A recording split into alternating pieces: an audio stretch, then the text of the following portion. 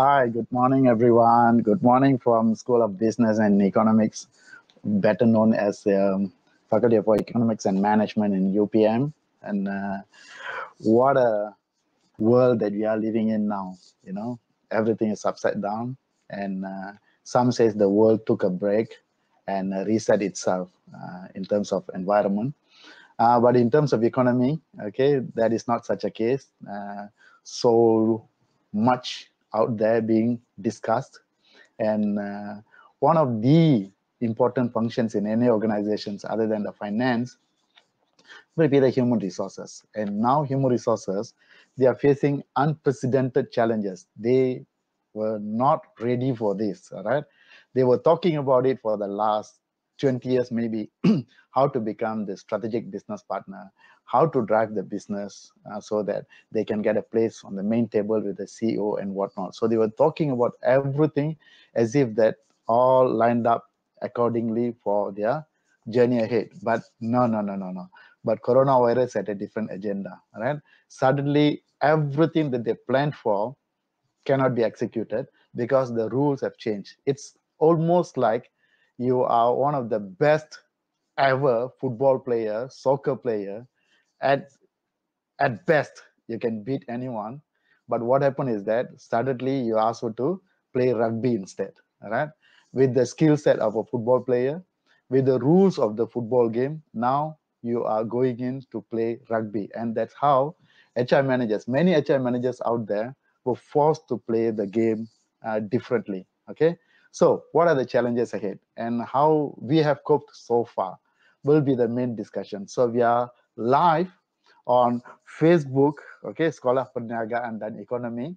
Join us, okay, and we are indeed very, very lucky to have two esteemed panelists, okay, to discuss and to elaborate on our topic today, post-COVID-19 what we call crisis HR challenges, how to expand our focus, then expand our influence. So that will be.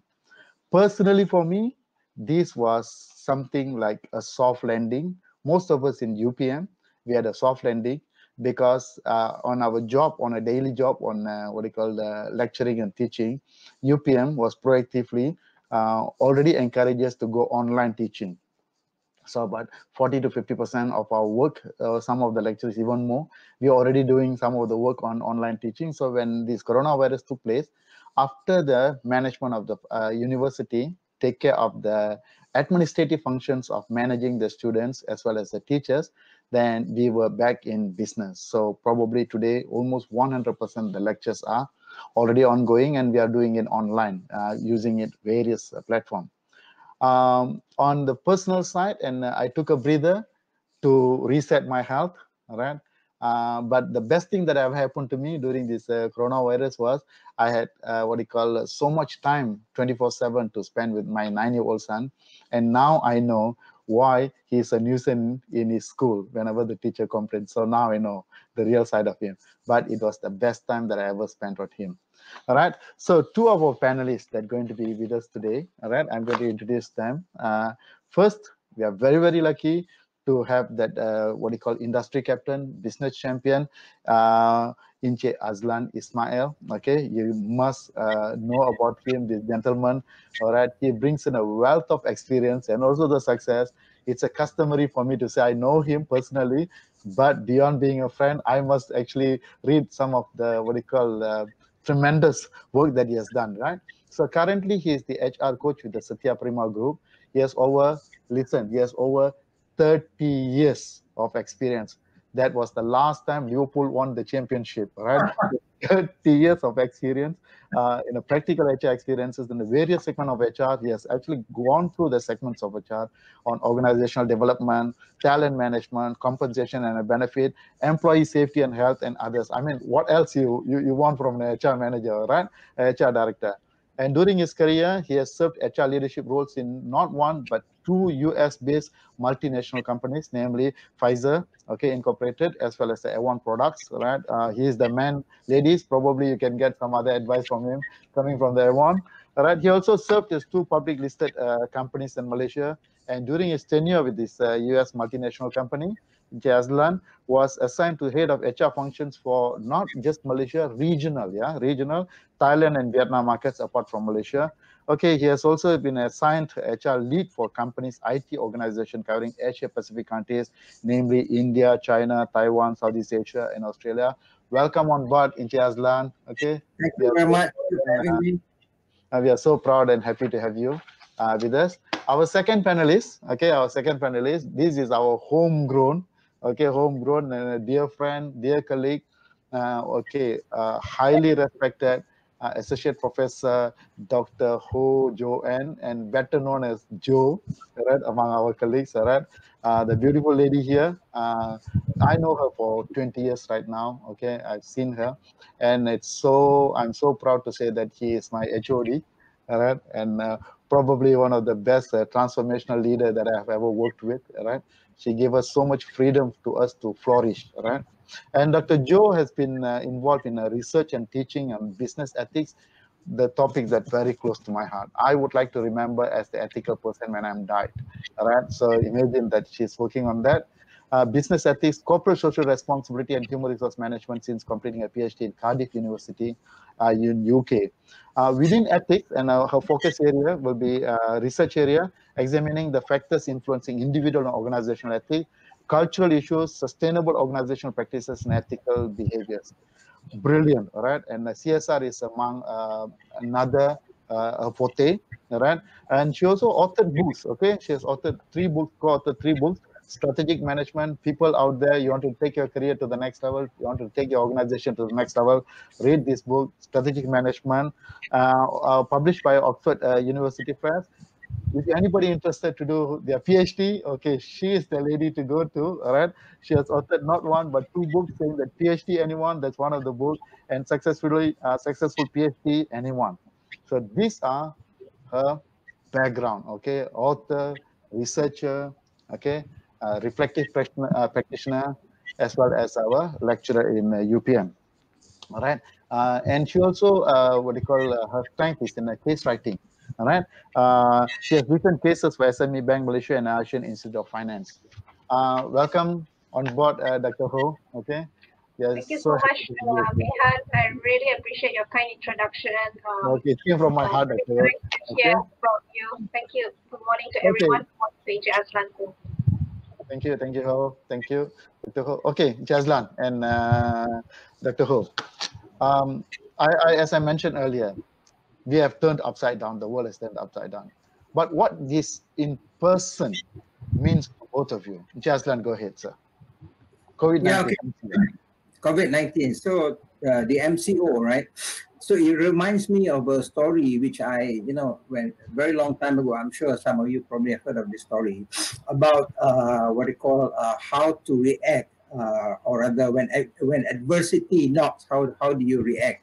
So the story goes by, this parent, this father, he has a child, he's the doctor. So what he did was he had three pots of water, and basically he put it on the stove, and then he gave three items to the doctor. One is a potato, one is an egg, and the third one is tea leaves. So he asked the doctor to put these items inside the three pots, and he asked the doctor to boil it for about 10 minutes. And after boiling for 10 minutes, he asked his daughter to, take out the items and see what happens to the items. So basically, as we know, what happened, because the three items, they got the same treatment, right? They were boiled for 10 minutes. So the potato, what happened to it? Of course, it got soft. The egg became hard. And the tea leaf, what happened? It changed the color of the water.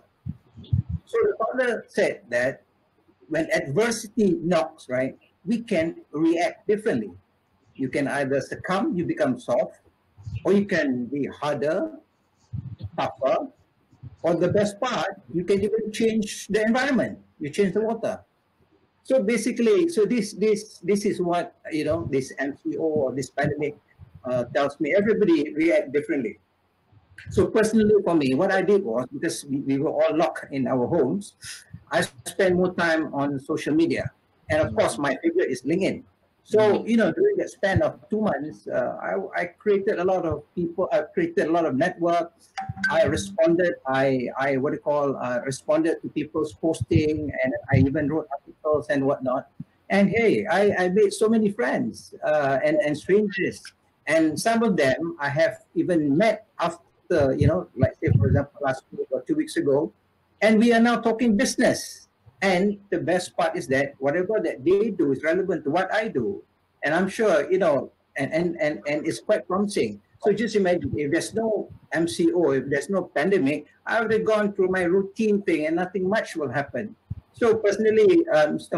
Mehan, to me, I think there is a silver, something which is good that has happened to me during the pandemic and the MCO. So I would encourage that everybody, let's be like the tea leaf, whereby despite the adversity, we are able to control the environment, and better still, we change the environment for the better because everybody drinks tea. Am I right? Yeah. Over to you back again. All right, thank you, sir. Thank you, sir. It was brilliantly said. When you said that the tea story, and I think everybody must know whether you're going to succumb to that environment or you're going to take that environment. The thing. When you're telling the story, it was a great story, by the way, sir. When you're telling the story, I recall one of the quotations that actually changed my life. It says that adversities, kesusahan, adversities introduces a man to himself. So you get to know who you are during the difficult time, right? So that's what I mean. You turn out to be a better version of yourself, doing this. Dr. Ho, okay, what does it means to you, ma'am? Thank you very much, Mehan. I think my experience as an academic was a lot better than some of my friends, because as you rightly said just now, we have a very good online learning platform in Putra Plus, and in fact during the MCO also UPM provided training to lecturers on using different platforms for online learning and assessments.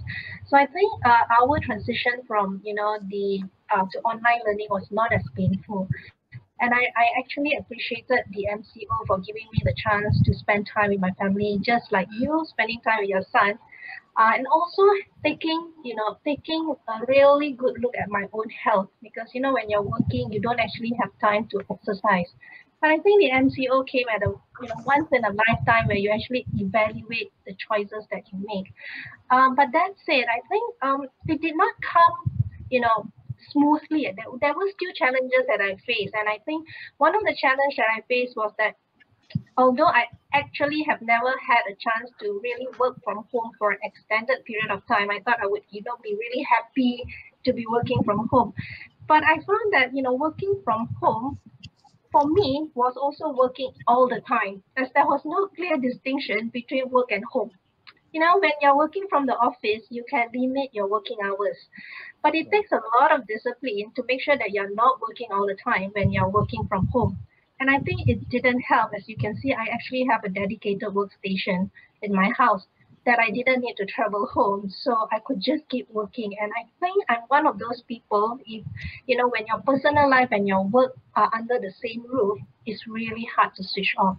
So that was one of the main challenges that I had, switching off when I was working from home. So over to you, Mehan. Okay, thank you, Dr. Ho. Okay, interestingly, confessions. Okay, we were colleagues for 20 years now, but interestingly, all right, we get to know each other more during this COVID-19 period through our WhatsApp messages, and also the conversation that we had, and also some other online platforms. And you're so right, Dr. Ho, when you said that. Yeah, no doubt. At the beginning it was fun in the sense that you're sitting at home at your luxury, but the sense of responsibility will come in, and you started to work even longer hours than the office, right? Because you're sitting there, you don't realize it, and work is not work anymore because it's a part of your life. And I'm happy to know that you spend a lot of time with your family as well, right? Same like you are. I'm not sure about what you call in Aslan. Same like you are. I started to miss my office.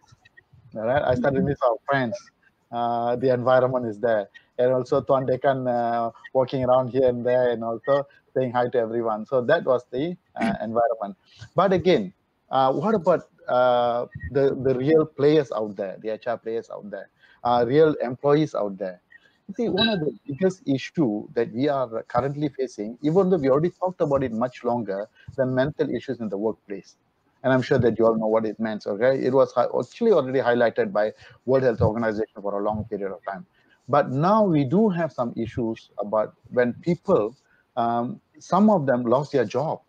Some of them lost their job, and it's and there's uncertainty, and some of them taking the pay cut.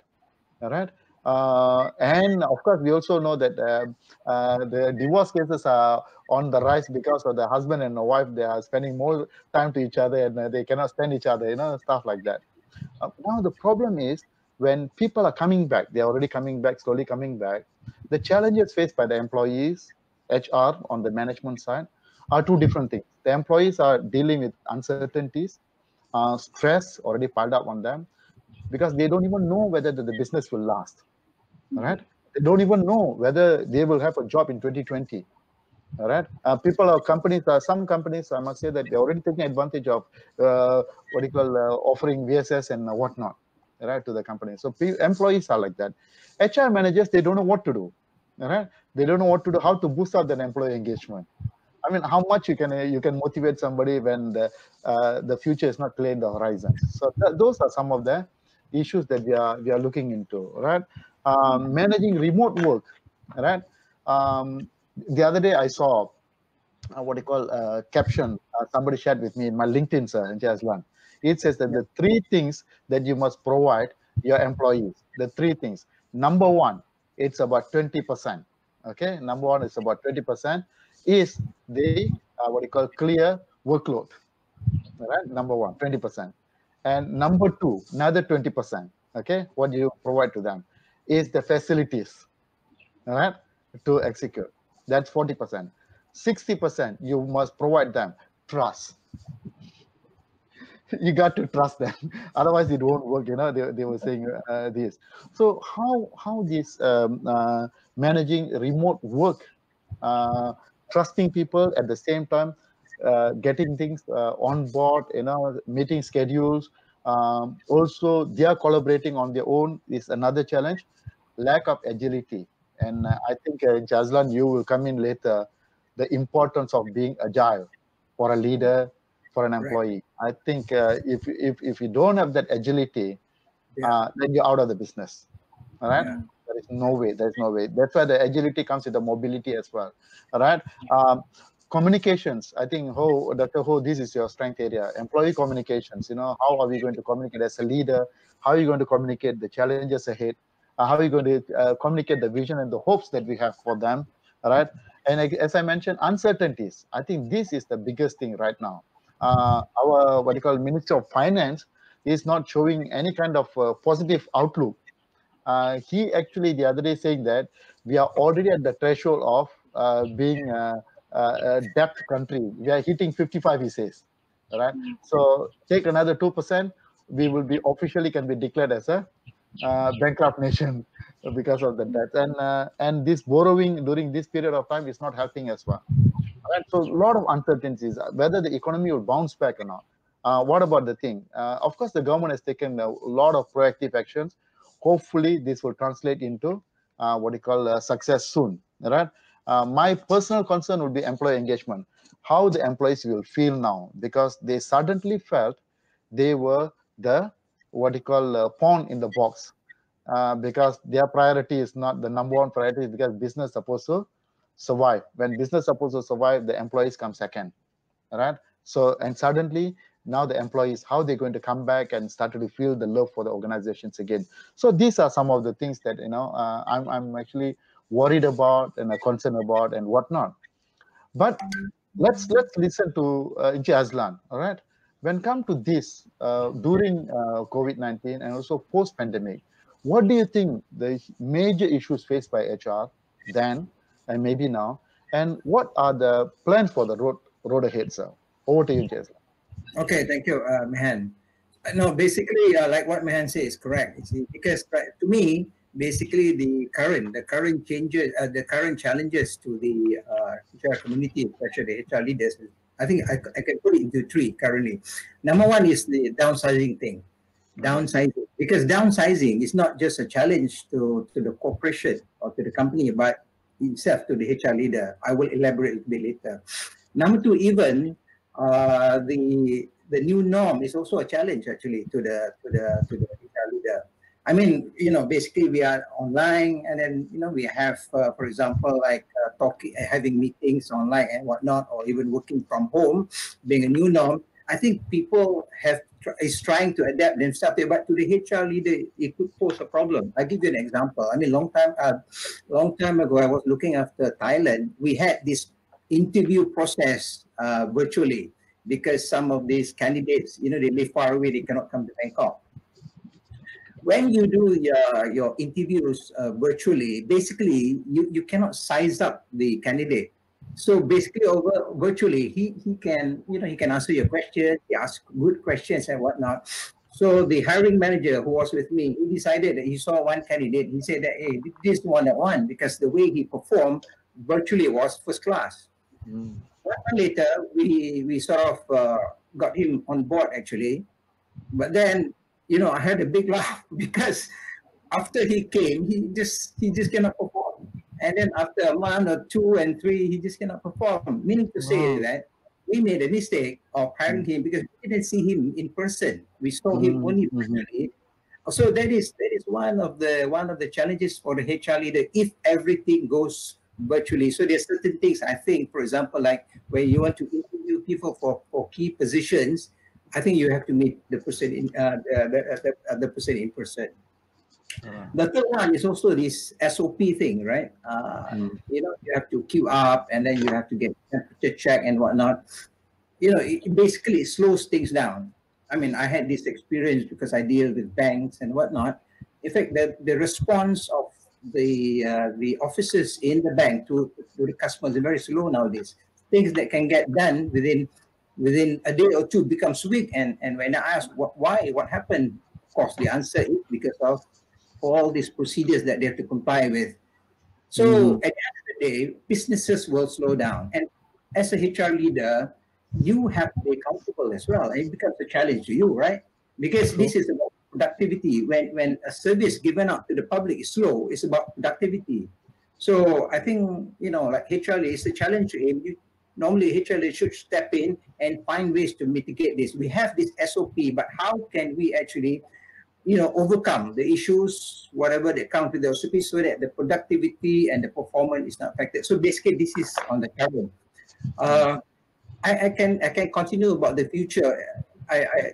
What's going to happen? What are the other challenges that's coming in to HR leaders? Okay, number one, I spoke about downsizing. Now, downsizing, I've gone through a few downsizing exercises, is something which is very, very unpleasant, right? Yep. Before you want to downsize your organization, first and foremost, the HR leader, they must determine the end state organization, how the organization will look like after downsizing. And this is not an easy task, it's a big challenge. The HR leader has to have the competency to understand the business and the requirement for him to be able to design the end state organization. Now, obviously, what he will have to do, he will have to go around seeing all the heads of department and coming up with that end state thing. And of course, there will be arguments because normally the stakeholders, right, for example, the head of marketing, he would not want to let go. But if you have the mandate from your top management that you need to remove, say, 10 people from your department, Mr. Marketing Manager, so this is how's it going to be? So, okay, eventually, based on my experience, after retrenchment, after downsizing, the end state is not going to be effective. It's not going to be effective. Because at the end of the day, it is the people who still drive the show. Now, when you do downsizing, what you are doing, you are just removing the people out of the organization, but you are not removing the work. The work is still there. For example, if let's say you have an FMCG company with 100 SKUs, obviously, when you remove people, you're not going to remove the SKUs. The work is still there to support the 100 SKUs for you to get your sales. So at the end of the day, what happens? Those who step back gets the brunt of the problem. They are the one who's going to get burned, because of this. Okay, that's number one. And then, of course, there are also other factors. Now, I just want to share with you that in an organization, right, to me, there are 5 pillars. The 5 pillars that support the organization. And we as HR leaders, we are the custodian of the organization. Now, what are the 5 pillars of organization effective?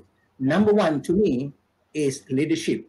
Leadership is the pillar, actually, holding the organization. That is, in Malay, is called the Tiang Sri.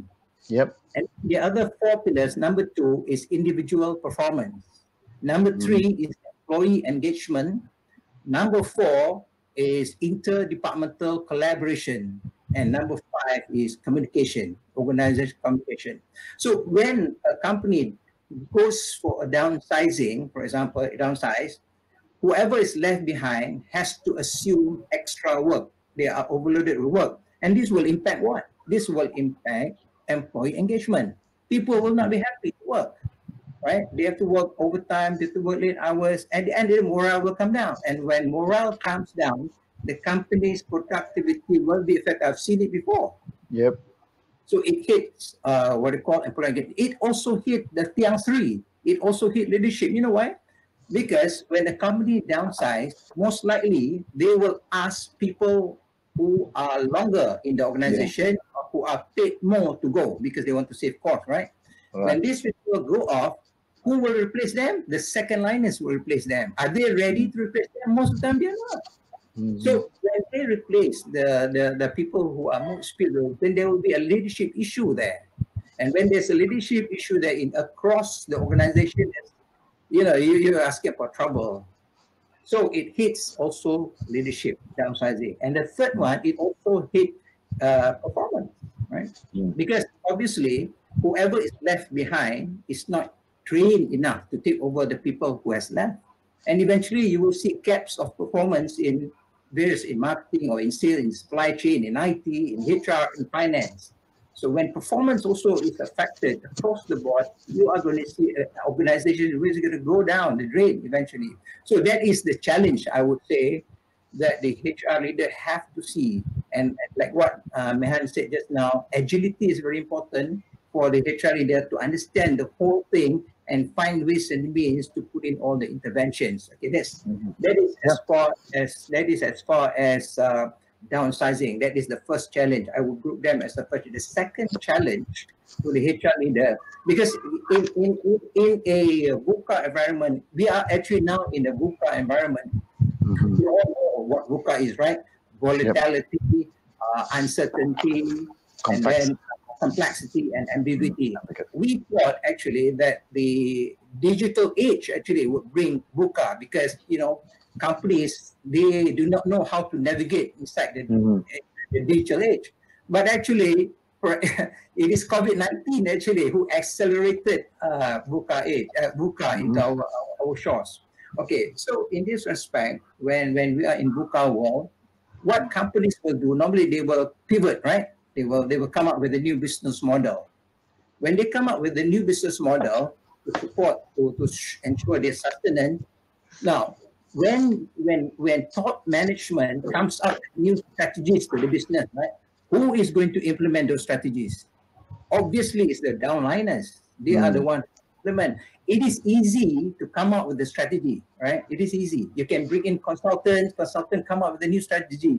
But to implement it, where the downliners, the second liners have to do it, this is where the problem is. Now, this experience before, we came up with strategies from the minds of consultants, but then, the downliners who wants to implement, they cannot implement it. They do not have the expertise, or they are not willing to, because they know that it's not going to work. Because the downliners, they are very much closer to the market, and they know that. And so if they do not have the heart to implement, the strategy is not going to work. So this is where HR has to come in. The HR leader has to come in, and either the HR leader himself understands the business, understand the strategy, and supports the strategy. The HR leader have to find ways and means to convince the downliners to implement. But if the HR leader understand the business and understand that he is agreeable with the downliners, that the strategy will not work now. The HR leader has to step up and speak to the top management. It's not going to work. This is the time actually where HR leaders to be bold and brave to speak on behalf organization. So that is my tip for the second challenge. The third challenge is some companies, they will totally abandon their current business. Because why? For example, if they are doing something which is not selling anymore, let's say they're in the construction business, and suddenly they find that the shareholders think that construction is not going to go anymore, they move into PPE, they move into say glass business, latex business, whatever it is. So what is the challenge to you as HR manager? You know nothing about the glove business, right? Because you have been in construction. So the big challenge now, you have to be agile, like what Mehan said. You have to shift your mind immediately. You have to learn about the new business, because if you know nothing about the glove business, it's impossible for you to hire talent in that line. It is also impossible for you to design the organization to support the new business. So this, as I see it, Mehan, there are three challenges I would just like to repeat. Number one, all the effects of organization effectiveness as a result of downsizing, number one. Yep. Number two, when businesses pivot, this is where the HR leader has to come in and has to motivate, has to bring everybody together to implement the new business model. Or number three, when the business totally abandon their current business and move to another one, this is where the HR manager or leader has to be agile, has to know about the new business quickly, because he is going to lead the new assault to the new business. That is my key points with respect to the challenges of HR. Thank you, sir. Thank you, sir. It's a brilliantly done. I think you have actually brought the whole spectrum into the place. All right, Sora. Okay, this gentleman said something. The number one responsibility of the leader here will be to define reality to the followers, right? So I think it's very well said. But Anik has got a question for you, sir. Anik was asking, so in that downsizing, of course, companies will be calling it right sizing to make it, give that a different positive flavor. But in the downsizing, Anik was asking, what would be the alternative to downsizing? I mean, we are not going to chop it off. And in your experience, can something else done instead of downsizing, Jazlan? Well, actually, in the interest of saving costs, right? You cannot run away from downsizing or right-sizing, because if, let's say, the shareholders they just cannot pay salaries anymore for the next 6 months, how could you have employees, right? You still have to do it. But the only thing what you can do, you can choose between the three normal options. You can do either a voluntary separation scheme, a mutual separation scheme, or a redundancy scheme, right? So meaning, a best way, I would say, you can use the redundancy method, meaning you can make an analysis of your organization and find positions which are really redundant, where the company is employing that person because they have no choice. But right now, because of certain government guidelines and whatnot, where maybe they are a bit lenient to let go, when you use redundancy, you can still keep your talent. You can still keep the bulk of your people, but you remove those that you know very well that they are redundant to the organization. And I think this is the easiest way, rather than remove so many people. Okay, thank you, sir. Well said, well said. We have heard Jazlan talked about, from his experience, and also that I think we better listen to him because he's the HR coach today, right? So he has seen it, he has done it, and he's a Sifu now, and he's telling us. I think I like that. And the best advice I pick from you, sir, let the HR be bold and brave. Yeah. So they will be actually the best bridge, more than ever, to the management and the employees right now. I think there is a call for them to step up. I think, thank you, sir. I think you've defined it well. Dr. Ho, you're smiling, right? I know that this is where your game is, okay? What do you think the main challenges faced by HR and why they should step up their game? Over to you, Dr. Ho. Thank you, Mehan. I certainly agree with the challenges that you have brought up, and Encik Aslan has brought up really three very good points here, and the five pillars being leadership being number one. So I definitely agree that the COVID pandemic has actually disrupted organizational operations, and I think human resource managers now have to think differently about their roles as they adjust to social distancing practices and the new work environment that they never imagined. But I would probably like to touch on two different challenges from Encik Aslan, and I want to pick up on the challenges that you have identified, Mehan, which is remote work. I think the first challenge here is managing remote work, because remote work may become permanent, right? I think to spread to prevent the spread of COVID-19, many companies have switched to a remote work model at a rate and scale they've never experienced.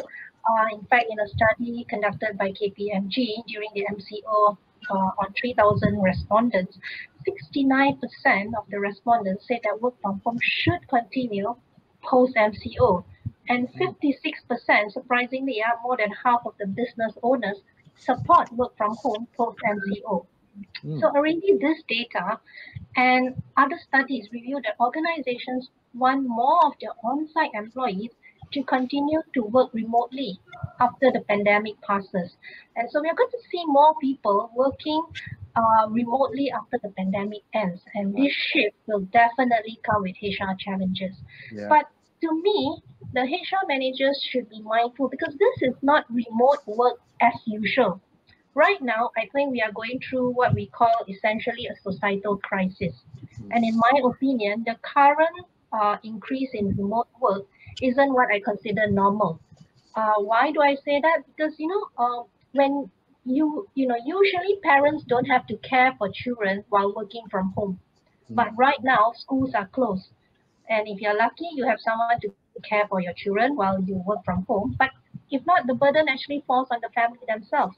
So while Inja Azan says that companies may have their SOPs and their existing remote policies, but these policies have to change. This policy is probably not structured to support working from home while employees have to deal with caring for their kids. So that's the first one why I don't consider it normal. And the second one is, under normal circumstances, companies actually, I think, provide training on how to their workers on how to be productive while working from home. And employees opt in. They have the option to that kind of work. But none of this has happened. I think during the MCO, and I think many companies now, you're sort of, employees are sort of forced to work from home during this pandemic. And like for example, in the case of UPM, sometimes we work from home because we have internet connectivity issues. Right, so I think this is not, based on this, I think the current remote work is not considered normal. The remote work that we have now is not considered normal. So that's my first point, managing remote work. That's the challenge for HR. And the second thing is definitely the downsizing is happening, is a reality. And during this time, people are concerned with their jobs. Like you rightly brought up, Mehan, uncertainty. Right, people are concerned for their jobs as company risk collapse under the strain of being placed under global financial system. I think if you were to ask any HR professionals now to tell us what's on the minds of their employees, the number one thing they're going to say is job security. So the daunting feeling of not knowing what the future holds or what measures to take to sustain organization operations is really a huge challenge. We are all more or less affected by uncertainty. And employees are affected mentally, not knowing what the future holds for them. HR teams are struggling to put everything in alignment. I mean, both you and Inche Aslan actually brought up a very good point. How do you manage employee fears while keeping them engaged and motivated? I think, in my opinion, the solution does not just lie with HR alone, but with the organization's leadership. Like Inche Aslan actually said, leadership is the main pillar. I think the Tiang Sri that Aslan was saying, leadership has always been important, but in times of crisis, I think it's time for leaders to step up their leadership skills and really start acting as ethical leaders. So I think those are my two things, like the uncertainty as well as the managing, remote work. So those are some of the things that I would like to just add on to what I was mentioned. Thanks. Thank you, Dr. Ho. I think, as you said, I was not thinking along that line, but when you said it, it got me thinking, because the remote work that we are talking about, it is not something that the choice of the employees, because in the Western countries, we know that telecommuting has always been there. I mean, 20, 30 years, they've been working. And with the amount of facilities and also the logistics and also the trust and the setup, and like Jazlan said, the SOPs, they're already there. Even the shared job it's an unknown this part of the world, and over there it is practicable.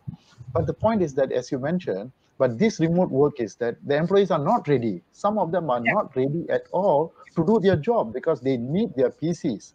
They really need their PCs. They need the data and whatnot, and some of the informations are inaccessible away from the office. So you're right. So the organization should take into consideration of the challenges of this remote working in a different environment. So I think that the disruptions really were the thing.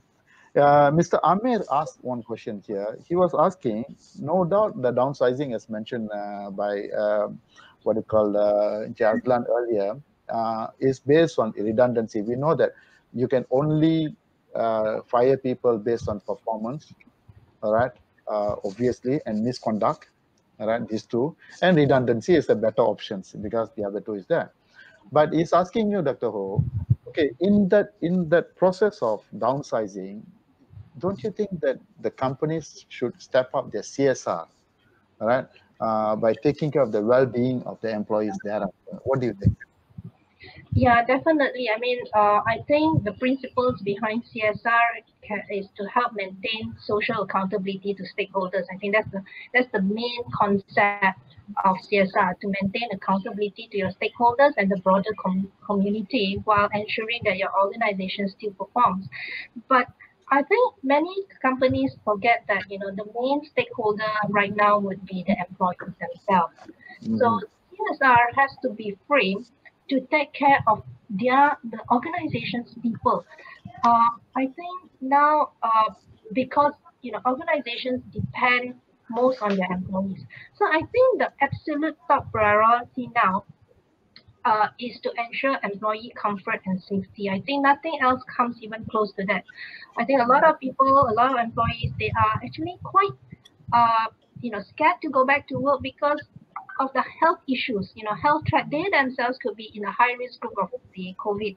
Yeah, they could be high risk, and so when you see that your employer has actually got screen counters or tape on the floor telling them where they should sit in the meeting rooms and having hand sanitizers around, I think this is the kind of responsible thing for organizations to do under such circumstances. First and foremost, shows that it shows that your employees you're concerned with them, you're concerned with creating a safe working environment. And I think the next CSR that organizations can do is to give employees as much flexibility as possible to carry out their work tasks. I mean, flexibility here is not just remote, working from home remotely, but also to allow it extends to working hours as well, because childcare, some of us have to take care of our elderly parents. Suddenly you just forcing employees to choose between work and home is not going to end up well for anyone. Yeah, so I think the focus here should be on employee itself, and also Agree. The mental health of it. Employees don't need additional stress. So if business can acknowledge that different rules now apply and be more relaxed in approaching things, then I think employees will be less stressed, not thinking about do I need to hit targets? Do I need to worry about my KPIs, for example? I mean, they're already stressed as it is, right? With all this illness and the issues that are going on, taking care of the children. So I think just these three things, focusing on mental well-being of your staff, providing them flexibility, as well as ensuring that they're comfortable, they're safe. I think that is, to me, CSR. It starts with your employees. Excellent, Dr. Ho, excellent. And this message also echoed by Ma Rui Hong. He was mentioning that while we are concerned about those people are being downsized, but again, those who got the job, those who kept the job, like Jazlan said, that they will be having their very own mental issues as well. Because of how the company is treating others. Am I next on the chopping block and things like that? Jazlan, what would your advice to those people facing this uncertainty? They got the job, but they're still thinking about what happened to their colleagues. What would you say to them? Yeah, I mean, basically, for those who are left in the organization to carry on the work of the company, first and foremost, they have to be very thankful that they are retained organization and they continue to have their salary, right? But at the same time, we are in the VUCA world. right? And no government, no company can save Agree. individuals when you are in the VUCA. You yourself have to transform and adapt to the VUCA world. It's just like the tea just now. You have to color the environment rather than you become soft or you become. Now, for example, if one of the things that people who are still working, right, what they need to do, they have to reskill themselves. For example, like HR leaders, when I meet a lot of HR managers, their expertise is just basically on technical HR matters. When you go beyond that, when you ask them to talk about the nature of their business, what are the challenges to their business, how to grow their business, not many will be able to describe that, to explain that. So this is a bit what you call sad. You see, we remember that Professor Dave Ulrich, right, who promoted business partnership HR. I think this is the time where we should learn from Dave Ulrich. He said that HR leaders must also be businessmen. They must also talk about business because the growth of the organization is not just through market expansion. The growth of any business is also through the development of the employees who will grow the business. And this is the role of HR. So for HR people, for people who are working in companies who are left behind, please reskill yourself so that you can multitask in the organization and eventually you will find your niche. For those who have left the organization, this is where the gig economy is coming in. You have to be self-employed because nobody's going to help you in the VUCA environment. There is very uncertain. We do not know what's going to happen next year, year after next, right? So the only thing that those who have been separated, maybe you have some money, you have to start becoming your own entrepreneur. You have to be self-employed. Find your talent, whatever that you do, and get into this gig economy whereby you can self-generate your own income. I think that's my advice. Excellent, sir. Okay, for personally, I've been working with thousands of people like this. Then I can tell you, find your mojo back. Find your mojo because that is necessary. The number one questions that any employee should be asking is this: what is the biggest problem that I'm solving here? Ask that questions. What is the biggest problem that I'm solving here? The bigger the problem, the safer your job is. If you're helping to solve the biggest problem of your companies, the company will tie you down. They will bend the rules to keep you, as long as you solve the biggest problem. And ask yourself how else you can expand your services to the company. What makes you become the most valuable player? What makes you become the game changer? All right? In that organization, the company treat you as a almost like superstar in the company. So ask yourself, am I adding value to the company? What are the things? Okay. Now recap, Dr. Ho, what is the take-home message for our audience here? Okay, in this scenario, the future ahead. Take a couple of minutes, Dr. Ho. Okay, thank you very much, Mehan. I think I'm looking at two different perspectives here. I think for me, first, the HR team can actually play a more, I think they have to take a very much more proactive role to develop programs to educate, train, empower people to work from home. I think UPM did this quite well when we actually transit to the online classes. I think they did it right in the sense that they provided training, they educated employees on the tools that could be used.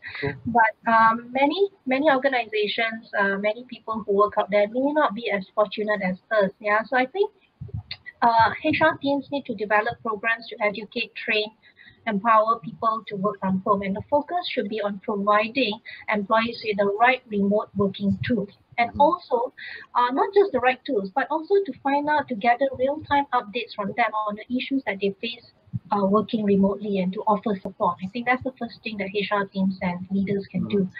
And I think the second one is for leaders. I think leaders, as I said, they are very crucial right now. They need to provide direction and confidence, and they also have to be empathetic. Being empathetic here, for me, would be now is the time for a leader to demonstrate that they are a caring leader. You need to acknowledge that it is a difficult time for people, and asking your employees how they are, how they are coping is a very important first step. So I think that is an empathetic leader. leaders also have to be very transparent, providing updates regarding the measures adopted by the organization. Like Encik Azlan said, if the organization is going to downsize, I think employees would appreciate this being communicated and not given, suddenly. Communicate regularly, candidly. It's okay not, for leaders not to have the answers all the time, and it's okay for them to admit so. So that is the second one for me. Leaders to be empathetic, to provide direction and confidence.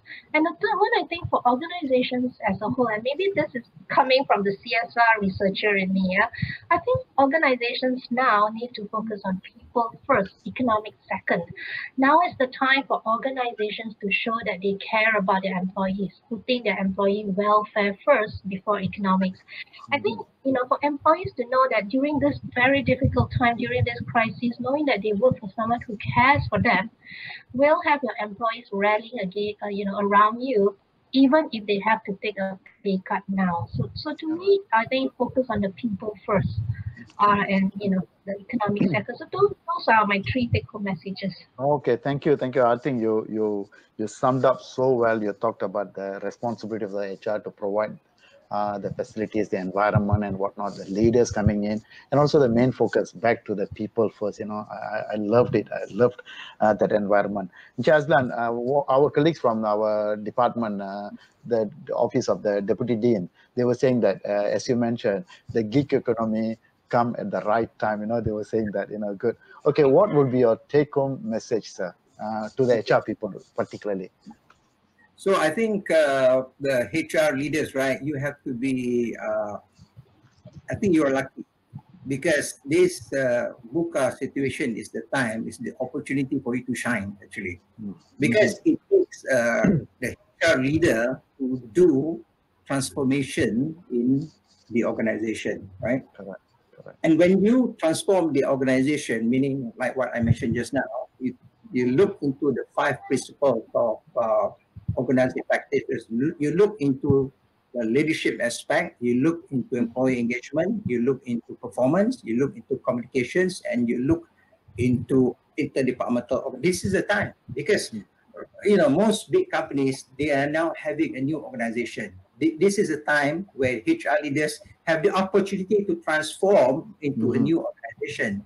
And this is a time for HR leaders also to shine, because they can prove to their shareholders, like, it is because of my interception, or it is because of my intervention, we are having this kind of organization. But mind you, that this COVID-19 is just a precursor. The bigger is coming. The bigger one is the digital age. When the 5G network comes into play, then we will get a full-blown VUCA, and that is the situation that we're going to be in, because I think technology is going to override everything eventually. So meaning to say that eventually we are going to go into the gig economy. I think this is my projection. Over the next 5 or 10 years, employment will not be very important anymore. Everybody has to be a self-worker. So this is probably a precursor. This is just the teaser towards that age. So I would like HR leaders to think about this and think about how you want to transform your company to meet the ultimate VUCA, where everything is going to be digitalized. That's my message. Thank you, sir. I recall there's one of the book and one of the writing. It says that don't waste a good crisis. Don't waste a good. I mean, the crisis happened. So I remember, don't waste it. It's already happened, but don't waste it. All right. So you said that this is the time for HR to step in and shine. Become the solution provider, and the place that all the while we are fighting for at the table is now reserved for you already. Correct. So now you have to go in there, you reclaim your spot, and you say that, okay, follow me. I think now. Yeah, precisely, sir. Precisely. You know what? This is webinar is so easy for me. I don't have to speak. Actually, both of you could have done it for 1 hour, and our audience would enjoy. I was reading their comments and whatnot. It was brilliantly done. Brilliantly done. Okay, self-explanatory and all the thing. Jack Welch. Okay, the CEO of the century, they called him. All right, GE. Right. He passed away during that COVID-19 period. All right, at the age of 84, he passed away. I followed his work a lot. And one of his interview, they asked him, who is the #1 guy at the main table for you? He said, maybe finance, but to me it's an HR, he says. He said, really? Yeah. I said, if you are running a football team, he said, right, who do you talk to? The coach or the accounts guy? He asked the question. Who actually built the team to go out there, win the championship so that they can add revenue to me? Finance guy, they don't make money. HR make money for me, he said, by putting up the right team. So to me, they are the ones. So HR guys, here you are. We come to the end of our session. Thank you so much, Mr. Azlan. Thank you so much, Dr. Ho. And thank you Thank so you much so to the much. audience and Dr. Suhaimi, Tuan Dekan, as well as the rest of the faculty members who made this seminar possible and successful. And most importantly, the audience who joined us today rocked. Okay, I could have actually collect all the comments and what do you call? I will recommend to publish the comments. Brilliantly done. We will meet again, another platform, another topics. Till then, bye bye everyone. Thank you so much. Bye bye. Bye.